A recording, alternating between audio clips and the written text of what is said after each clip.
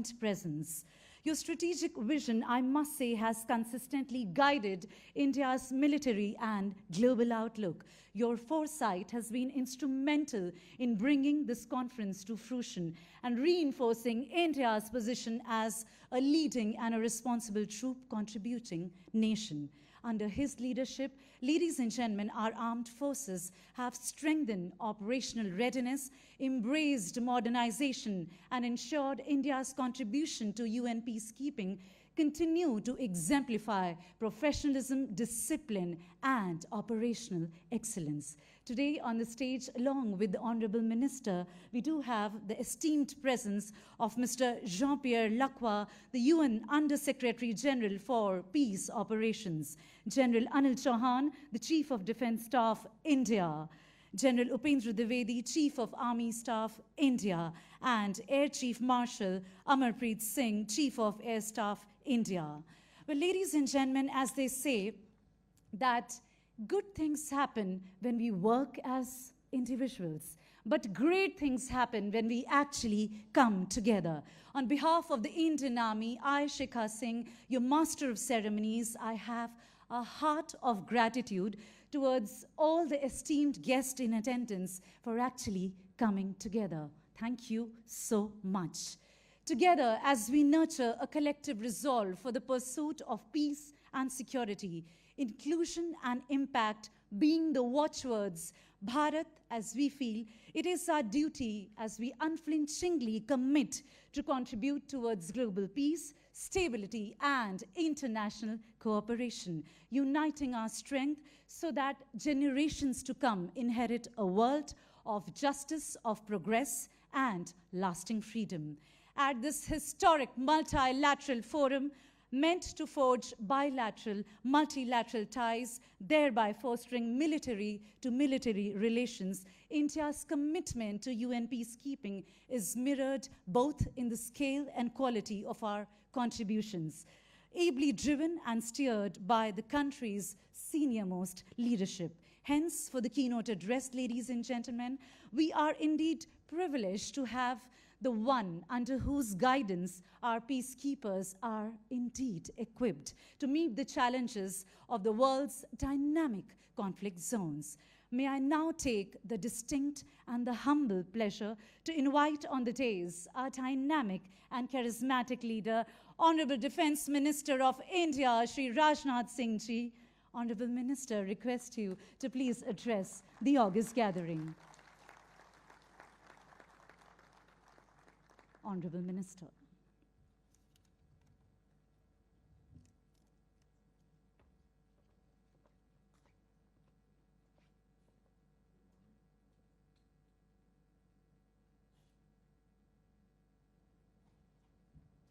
Okay. Good morning to all the participant dignitaries. General Anil Chauhan, Chief of Defence Staff, Air Chief General Upendra Dwivedi, Chief of Army Staff, Air Chief Marshal A.P. Singh, Chief of Air Staff, Mr. Jean-Pierre Lacroix, Under Secretary General, Department of Peace Operations, United Nations, Army Chiefs of UN troop contributing countries and esteemed delegates, other officials from Government of India and Armed Forces, friends from media. It is my privilege to address this distinguished audience that brings together the senior military leadership committed to the cause of peacekeeping. The troop contributing countries Chiefs Conclave is a reaffirmation of our collective endeavor to uphold peace, stability, and human dignity that is granted the Charter of the United Nations. Friends, at the outset, I would like to state that the creation of the UN Charter after the devastations of the World War II was a significant development. Nations realized that for the development, growth, prosperity, and peace is essential. India was a founding signatory of the UN Charter, and for us, the noble vision of the UN Charter was not new. It reflected India's own civilizational philosophy of Vasudhaiva Kutumbakam, means the whole world is a family, which teaches us the world is one family. Friends, with this noble thought, I would like to express my gratitude to be speaking at this gathering, as it is the first time this conclave is being hosted by India. Friends, the conclave will provide a platform to the senior military leaders from over 30 nations that together contribute majority of UN peacekeepers across the world. And I believe that this platform will be utilized to discuss the current issues involving the UN peacekeeping and its present as well as future challenges. Open discussions such as these also provide us with an opportunity to explore ways and means to mitigate these challenges by strengthening cooperation and coordination among the troop contributing countries and various stakeholders. Friends, nowadays, some nations are openly violating the international rules, some are trying to undermine it, while some want to create their own rules and dominate the next century. In all this, India, while advocating for the reformation of outdated international structures, stands strong in upholding the international rules-based order. For India, this is not just a talking point. Thousands of Indians serve for the cause of peace and development under the UN flag. This is a prominent example that reflects India's principle of aligning promises with performance and the commitment to upholding international order. Friends, for India, peacekeeping has never been an act of choice, but an article of faith. From the very dawn of our independence, India has stood firm with the United Nations in the mission to maintain international peace and security. India is land of Mahatma Gandhi, where peace is deeply rooted in our philosophy of ahimsa, that is non-violence, and satya, that is truth. For Mahatma Gandhi, peace was not merely the absence of war, but a positive state of justice, harmony, and moral strength. Friends, I firmly believe that all troop contributing countries also share our thinking and commitment. We all know that the peacekeeping is more than a military mission. It is a shared responsibility. It reminds us that above conflicts and violence, there is a humanity that needs to be upheld. And for this mission, when people devastated with war and security see the blue helmets, it reminds them that they have not been abandoned by the world. Friends, the traditional peacekeeping has evolved, and now the UN peacekeepers are engaged not just for monitoring the traditional ceasefire, but also for complex multidimensional missions that help societies transition from conflict to peace. In essence, the evolutionary process of peacekeeping now includes nation building as an important milestone. Through triumphs and trials, the endeavor has demonstrated the enduring value of collective action for global peace. Over the decade, nearly 290,000 Indian personnel have served in more than 50 UN peacekeeping missions, earning global respect for professionalism, courage, and compassion.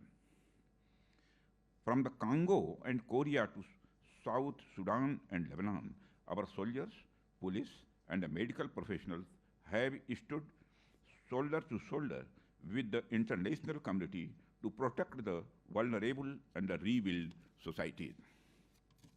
Whether it is building roads, that reconnect isolated communities, running hospitals that treat thousands of civilians, or monitoring young officers from other nations, India's peacekeepers have shown that the peacekeeping is as much about humanity as it is about security. Friends, India piloted a UN General Assembly resolution adopted in June 2023 to establish a memorial wall for fallen peacekeepers at UN headquarters. This initiative, supported by a record 190 co-sponsorship, aims to honor all peacekeepers who have made the supreme sacrifice. Our contribution has not been without sacrifice. More than 180 Indian peacekeepers have laid down their lives under the UN flag. Their courage and selflessness are inscribed in the collective conscience of the humankind. We recall with reverence all the peacekeepers who laid down their lives for upholding peace.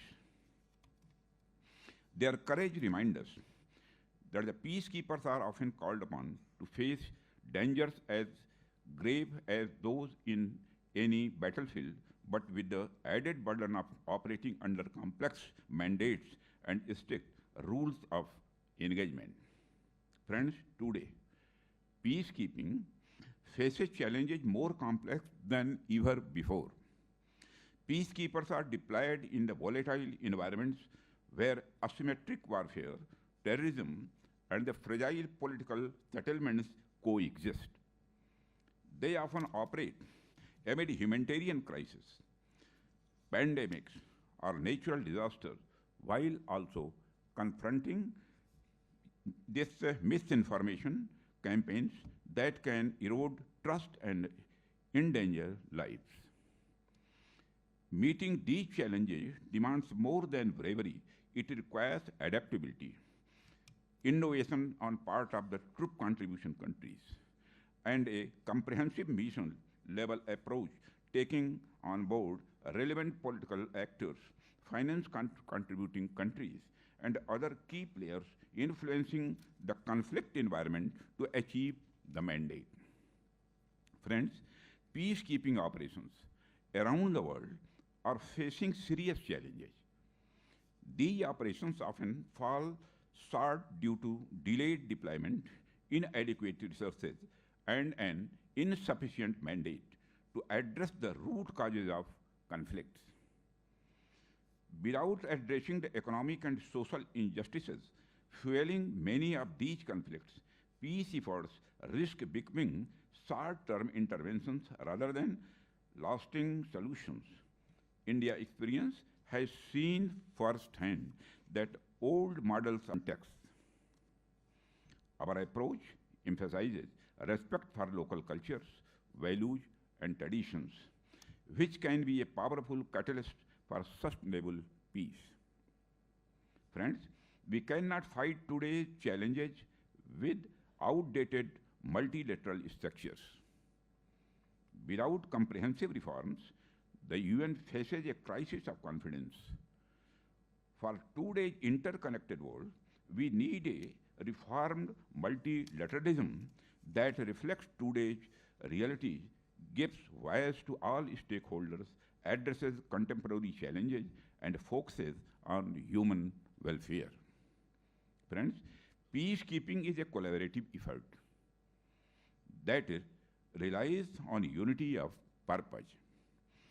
It is imperative that the troop contributing countries, the UN Secretariat, host nations, and the regional organizations work in harmony to ensure envisaged outcomes. For the sustainability of peacekeeping operations and the way ahead, I urge all member states, especially those with advanced technological and financial capabilities, to enhance their support, whether through troops, police, logistics, technology, or specialized capacities. Innovations such as secure communications, surveillance systems, and unmanned platforms can make missions safer and more effective. India is a voice of advocacy on seeking a greater role for troop contributing countries in mission mandate formulation. Those who serve in the field and bear the risks must have a meaningful voice in shaping the policy that guide their mission. Friends, India recognizes that the success of peacekeeping depends not only on numbers but on preparedness. Our Center for United Nations Peacekeeping in New Delhi has trained participants from over 90 countries. The center provides immense scenario-based learning, simulating negotiations with armed groups, humanitarian operations under threat, and civilian protection during crisis. India historically has the largest UN peacekeeping contributing country, has the necessary credentials to impart training and developing interoperability between peacekeepers from friendly foreign countries to build the mutual understanding that is essential for mission success.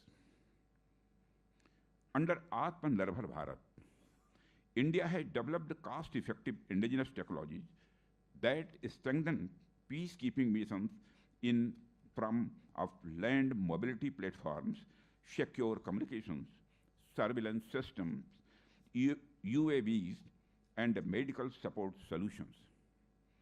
These innovations enhance situational awareness, responsiveness, and safety.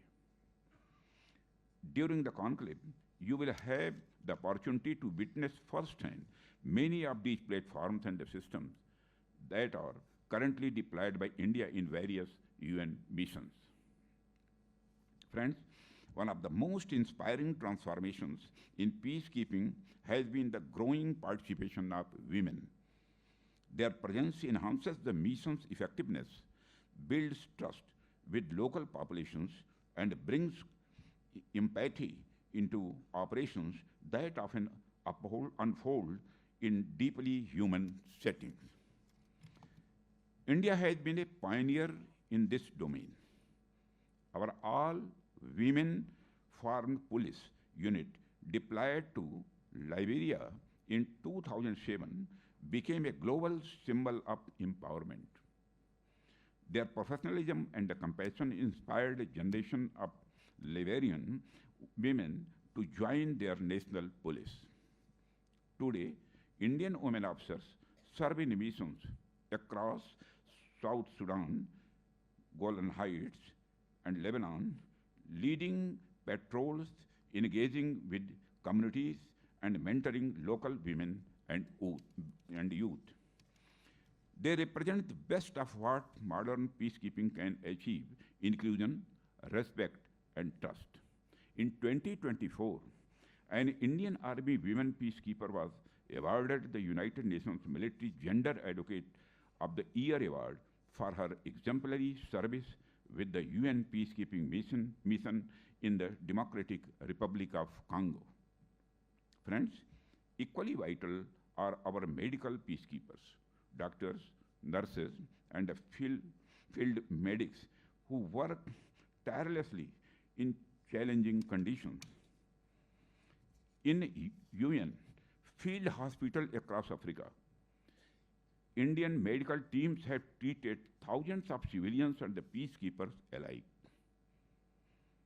Their service, often under challenging adversities, embodies the finest traditions of the Indian peacekeepers and ethos of the United Nations in the spirit of humanity. Friends, as we look towards the future, I would like to talk about 4 C's. This 4C formula may serve as a guiding principle for the nations that contribute towards the UN peacekeeping. I propose the 4 C's, which are enhanced consultation, cooperation, coordination, and capacity building. We need to implement this formula to ensure effective communications, meaningful engagement, innovation, and capabilities. Friends, This conclave is a timely opportunity to exchange experiences, learn from one another, and collectively strengthen our ability to meet future challenges. I am confident that the discussions here will yield valuable insights and forge stronger partnership in support of global peace.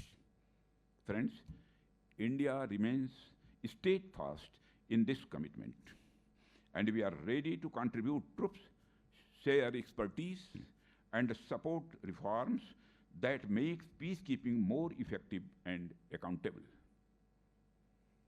Through cooperation and technology sharing, we can build missions that are better equipped, more adaptive, and more human.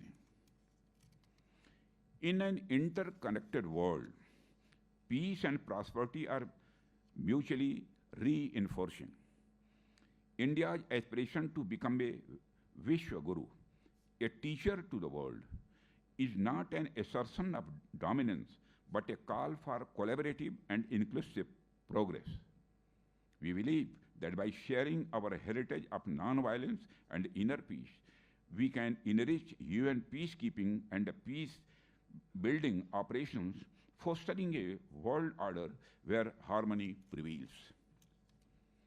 Let us collectively reimagine peacekeeping to build not only a safer world, but a more compassionate and resilient one of the future generation. Friends, to strengthen our commitment to UN peace efforts, India will continue to increase training and capacity building initiatives in the coming years, supporting local resilience against threats to peace and security. We commend the dedication of all UN peacekeepers and honor those who have made the ultimate sacrifice for a safer world. I would like to thank the Chiefs of Army Staff for steering this initiative and all participating nations for their enduring contribution to peacekeeping. Friends, in conclusion, I will recite a prayer that ancient Indian sages and monks wrote and dreamed for our world. Sarve bhavantu sukhina, sarve santu niramaya, sarve bhadrani pashyantu, ma kasyati dukha bhag bhavet. Om Shanti Shanti Sanskrit. This Sanskrit prayer is a prayer for the world to be happy, healthy, without suffering, and let there be welfare for all. I hope we realize this dream. May this conclave mark another step towards deeper collaboration, collective preparedness, and a lasting global peace. Thank you very much. Jai Hind. Thank you very much, Honorable Minister, for rendering a keynote address that indeed, ladies and gentlemen, provided an impetus to the further discussions, the plenaries, and in fact, the outcomes of this pioneering conclave. Honorable Minister, you underscored the resilience of the global peacekeeping forces, their ability, in fact, to go above and beyond their call of duty. We are so confident that your insights will